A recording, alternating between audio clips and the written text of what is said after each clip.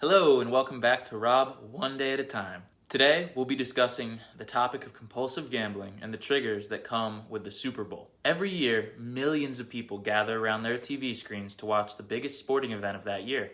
But for compulsive gamblers, this time can be incredibly triggering and difficult to navigate.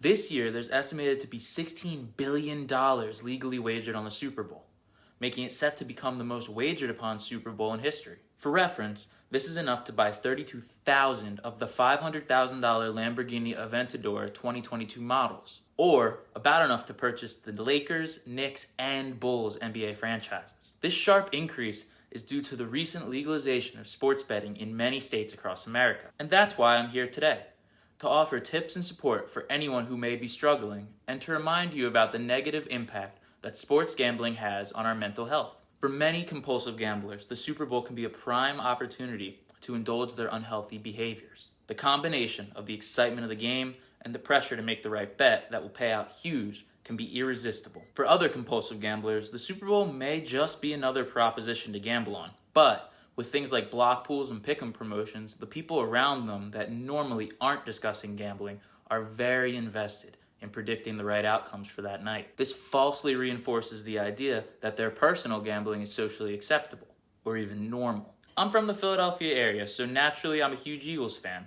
Go Birds! For years, I would bet on their games religiously, always finding a way to increase the reasons I would have to cheer for my hometown team. However, to my disappointment, gambling eventually made me care much less about the team's success and more about the impact they would have on my wallet.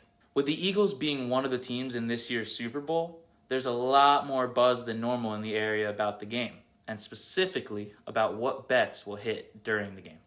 It's personally going to be my first Super Bowl that I don't bet on, and of course I feel a certain degree of disappointment because my Eagles are playing. However, I need to remember how financial impacts always outweighed the enjoyment of the game itself, and take this opportunity to appreciate that my local team has a chance to make the city proud. So let's get to it. How can compulsive gamblers get through the Super Bowl without gambling, especially if they're fans of either team or huge football fans in general? Here's some tips that have helped me that may help you. Tip number 1, find a distraction. Whether it's catching up with friends at the watch party or going for a walk away from the screen during the game if the urge starts to get too strong, find something that takes your mind off the game for a bit and helps you to relax. Tip number 2, avoid triggers. If there are certain people or places that make you want to gamble, it's best to steer clear of them during the Super Bowl. Going back to a spot where you would make lots of your bets might not be the best place to watch the game. Maybe instead plan a watch party somewhere else, where you can focus on the game and the company surrounding you.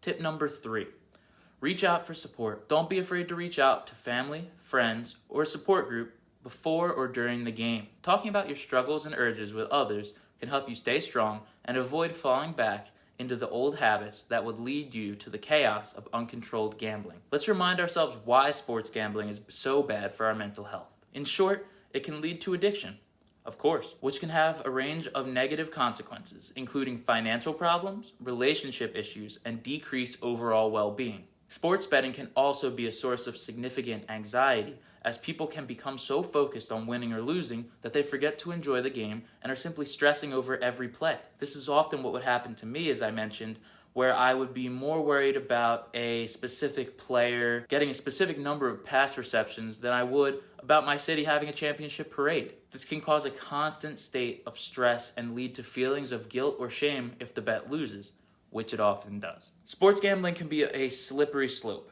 as many people may start out betting just a small amount of money, $5, $10, but soon find themselves spiraling into a cycle of addiction filled with chaos. And of course, there are people who can gamble normally, but that's just not true for me, and for many people struggling in a battle with compulsive gambling. It's important to remember that gambling should never be seen as a way to make money, as the odds are always in the favor of the house. You will not win in the long run. The house, the casino, they're always out to get ahead of you. During major sporting events like the Super Bowl, you often see advertising for sports books that have a special deposit match or a first bet promotion for new signups. Do you truly believe that a casino would give you free money out of kindness? Casinos offer sign-up bonuses in the thousands of dollars because they know it'll get your attention. And they also know they often won't have to pay you out a thing.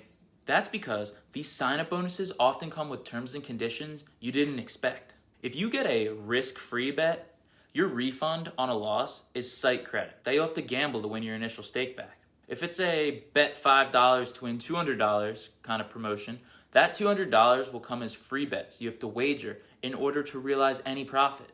The chances of you walking out with at least $200 is actually pretty slim. Even in the case where you do win, the casinos get to write off those promotional losses against their taxable revenue.